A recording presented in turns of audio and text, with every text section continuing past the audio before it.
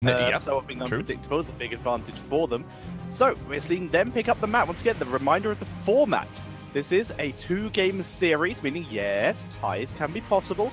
If you win, each map you win is worth a single point. However, this is a double rotation where you will have the first 2 games a couple weeks ago in this case, about 7 weeks ago in this case, almost 14 weeks ago at this point.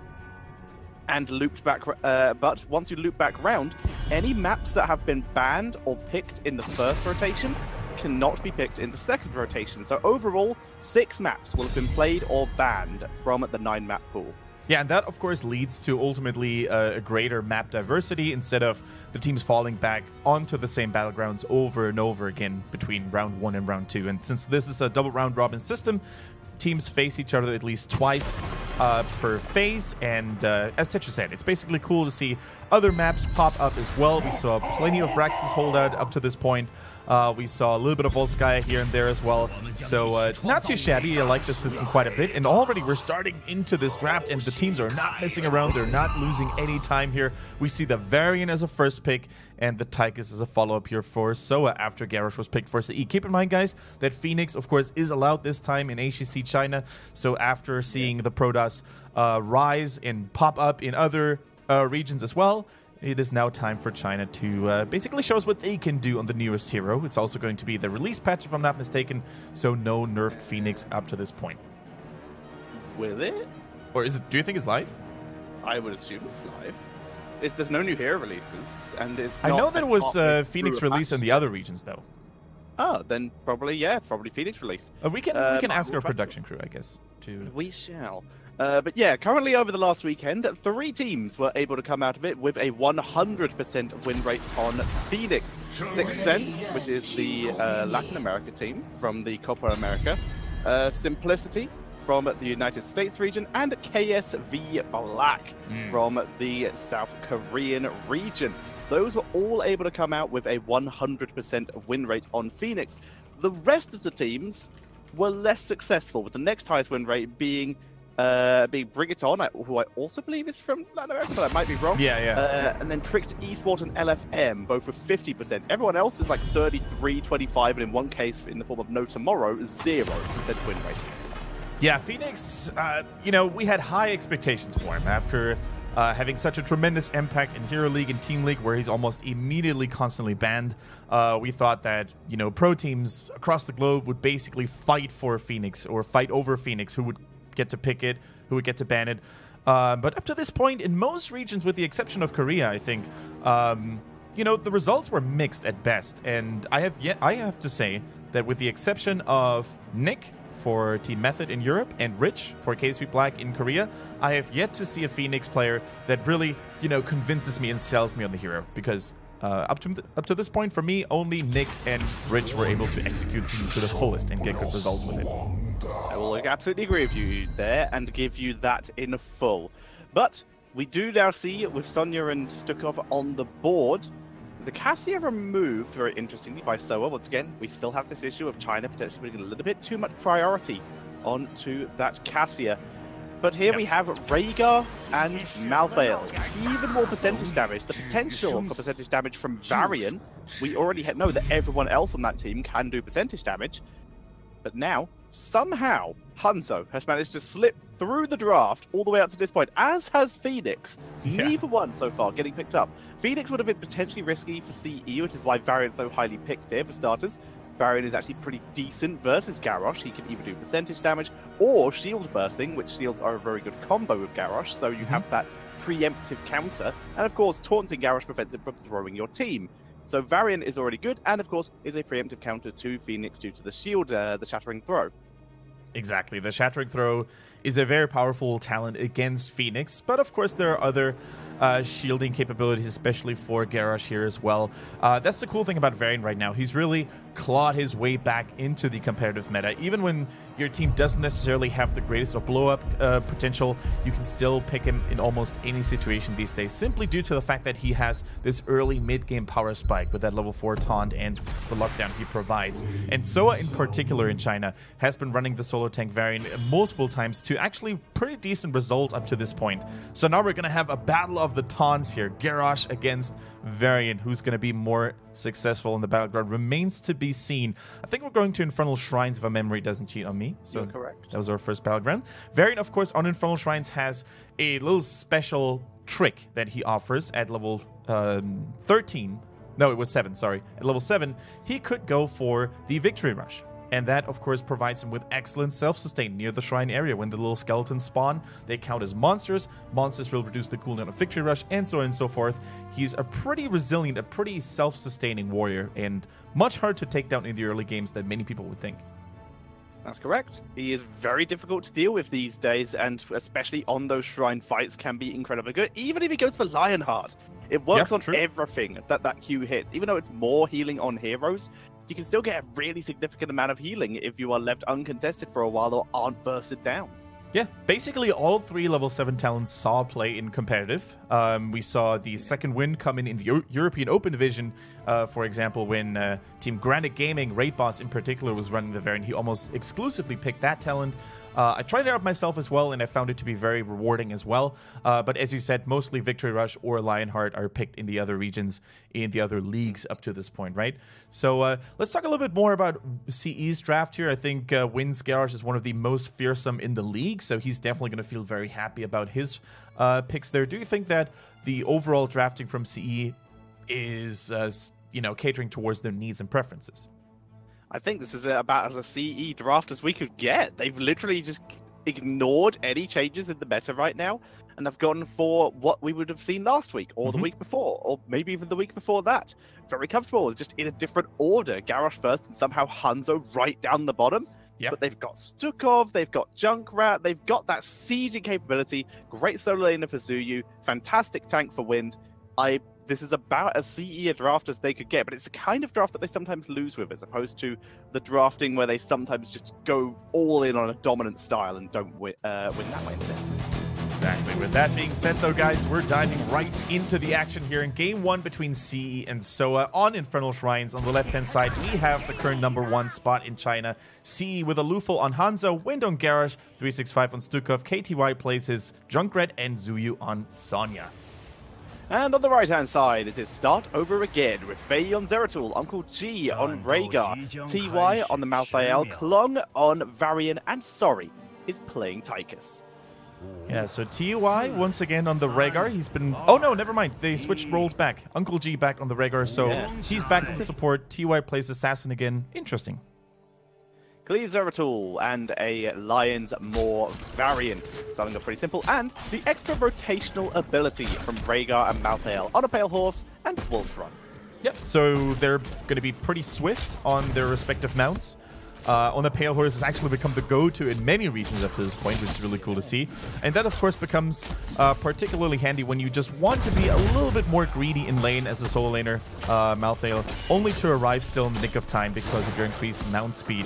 Same goes, of course, for Uncle G. Having increased movement speed on that wolf form can be really life-saving when it comes to running away from someone like Garrosh, when it comes to running away from someone like Stukov Zuyu. In the meantime, getting ganked by 3 people of SOA, but manages to escape.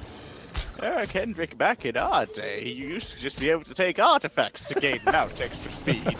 And you were already faster. Don't you dare bring back that dark chapter of Heroes of the Storm. I remember when Diablo could one-shot heroes by taking all the spell power artifacts. And see your TY, first blood picked up by SOA. Nice little move in there with using that Rhaegar burst. And then seeing it out to spike. Unfortunately, Uncle G, the huge slows coming in from that weighted pustule of 365, preventing any kind of escape, combined with the body blocks, means even with Wolf Run, Uncle G goes down. Man, can we just say that Wind becomes, or is actually for a fact, the best body blocker in China? Like, every game it appears to me that he's having at least one of those really clutch and cool to watch body block moves. So Wind always on point when it comes to securing those kills, especially after 365, I think, misaimed the Lurking Arm. So really cool to see here. Another flip, another stun, and this time 365 is on point with a Lurking Arm, and Zeratul is no more. And that combo is going to be exactly what they need to deal with these hyper-mobile assassins like Zeratul. Looks like there is a little bit of an issue going on. Hopefully there was nothing really happening that inflicted that death onto Zeratul. That would be a little bit of a shame. Kendrick, even if I was an arguative or a combative person about the whole wind body block thing, that would have been immediately shut down by that last move. He is just so good at the setup, and this is an unusual rotation of gank. Stukov and Garrosh, it is a known combo, but never to this much efficiency. Throw a Hanzo in there for the damage. They're just doing it so well. They're doing it so well. Super crisp, super clean.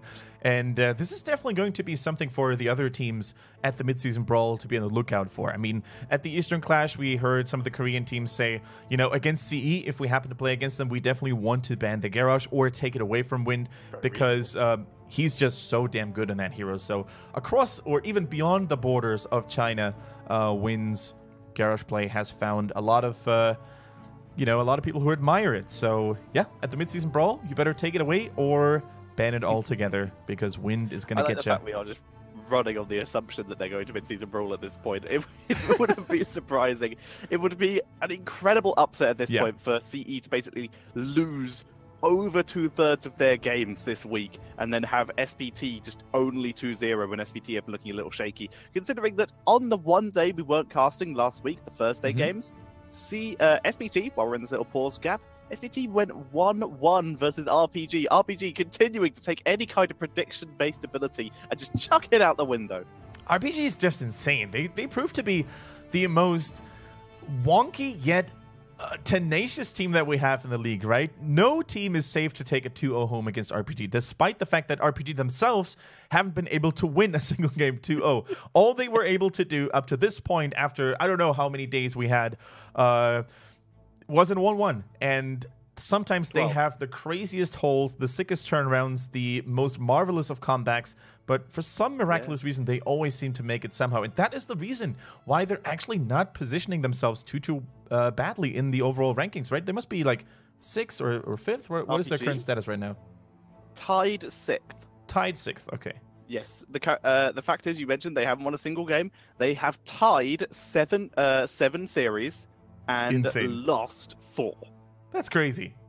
The only other team that has that many ties is BTG. Difference is BTG won 3 and lost 1, which is why they're further ahead. But RPG, with just ties, are tied with KT, and KT have 2-2-0s under their belt. So RPG, the masters of 1-1, the masters of the ties. Maybe today it's going to be their moment of glory, their moment to shine when they face SPT in the second series of the day, if I'm not mistaken. So although that is currently, you know, still one of the bigger challenges to overcome, you know, never count them out. Never say they can't do it, especially with APT having a tendency to go wild at the moment. We all remember last week when they busted out the Kerrigan Ana Stukov double support madness. It backfired greatly, and you know, maybe that was the wake-up call for them to not go crazy like this anymore, but maybe it was just, you know, a spark of motivation for them to be like, you know, next time we're gonna make it work. Yeah, and scores are always important, obviously, especially in terms of points, but currently it's even more important. We already mentioned CE are very far ahead. The fact is, though, the rest of the teams don't have that luxury. SOA, they may be pretty safe in terms of relegation, but they're only 2 points ahead of KT and RPG, both of which are in tied relegation spot right now. Yeah. So SOA need points here to try and create some kind of gap to move out the way. And once we go higher than that to SPT, the 1, and BTG, there is 1 point separating SPT from the 1 and 1 point separating the 1 from BTG.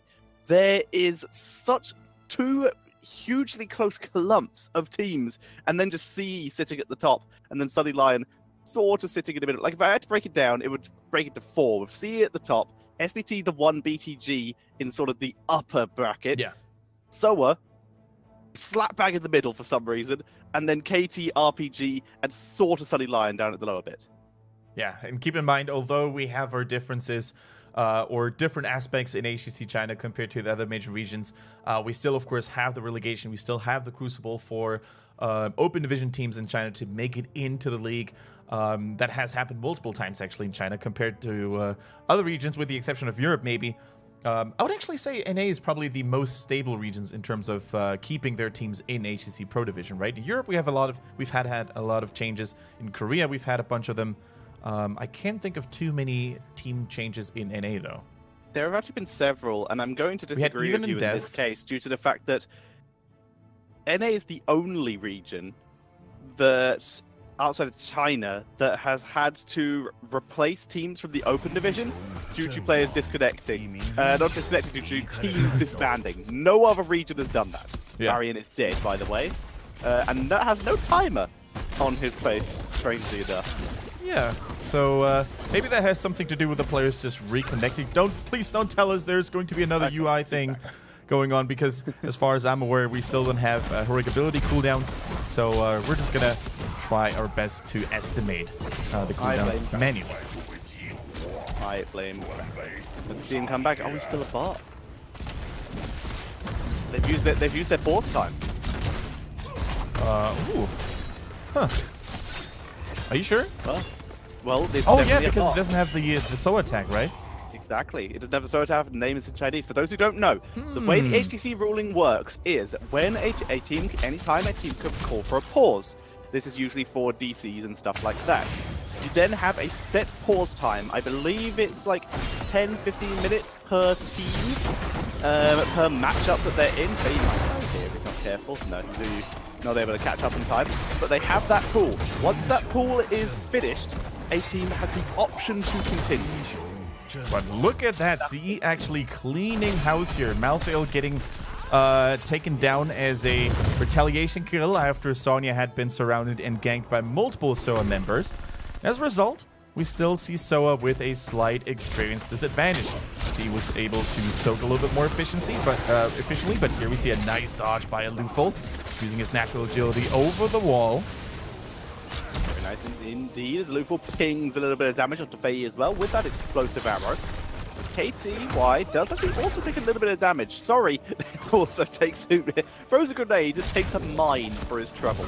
But the fact is, this is going to be a little bit difficult for SOA to... It would have been already difficult to take normally, but right now, this is going to be even more difficult with their full engaged tank not online. For starters, it's a bot. For second, bots don't pick talents, so the player can pick them when they come back. They hold talent for a really long time. And for Varian, the level 4 is so important, Tetcher. Down he goes. For Varian, the level 4 is the most important one. So that's, you know, double punishment here for SOA, unfortunately. Of course, guys, we don't know what's going on. Normally, when we have these issues in China, since they're playing in an offline environment, they give players enough time to reconnect. So unless it's Klong, like going for something that he's not supposed to do, like spending insane amounts of time on the toilet, for example, we don't know what's going on, right? It could be a disconnect, could be a PC issue, could be something going wrong with Klong. We actually asked our production crew in our communication group, so hopefully we're going to be able to clarify the situation as quickly as possible. A little slow on the cleanse by Uncle G there, but Faye does get out, so mission accomplished either way, as CE pushing in with this Punisher. Varian has been taken up to top lane by Tychus, I think, or is he up there alone? No, he's up there with Tychus. They're going to try and split push some gain some XP here, which may mean Malthael has to rotate down to bot lane, to mid lane, sorry, rotate up to mid lane to try and help defend this, but no, looks like they are just going to bait the Punisher. That was risky. There we go. Nice teleport by Faye. If Faye had messed that up, he would have 100% died, but trusting his own skills, seems to be able to dodge.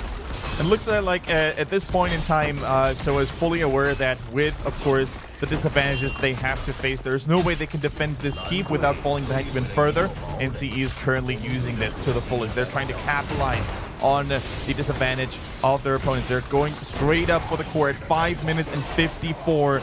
Everyone except Varian here is ready to defend, however. They took down the shield, they brought the core down to 86, and they're going to be content with it up to this point. Faye drops a nice little chunk of damage onto the members. Dragon Arrow does not land. Yep. That's such SOA. They're looking to try and turn this into a 4v4. Junkrat's not here. Oh, Faye. As Faye, though, gets himself caught out, gets 365 dropped on him, and there goes Sorry. And with those two killed, we will likely see CE aim for the core here, and this will be game number 1. Going over to Chao End in unfortunate fashion for SOA, but they, of course, have enough games to recover. Yeah. So we really don't know what happened here, guys. Games have been remade in the past. We did have restarts, redrafts, whatever you want to call it. But for some reason, it wasn't possible this time, it seems. We did ask for the official reason. You know, we asked production crew in China, but we have yet to receive an answer. So up to this point, very unfortunate for SOA to start this day of play here with a disconnect. a permanent disconnect at that, and as such, CE takes a quite handsome lead 1-0, and they're already on the way to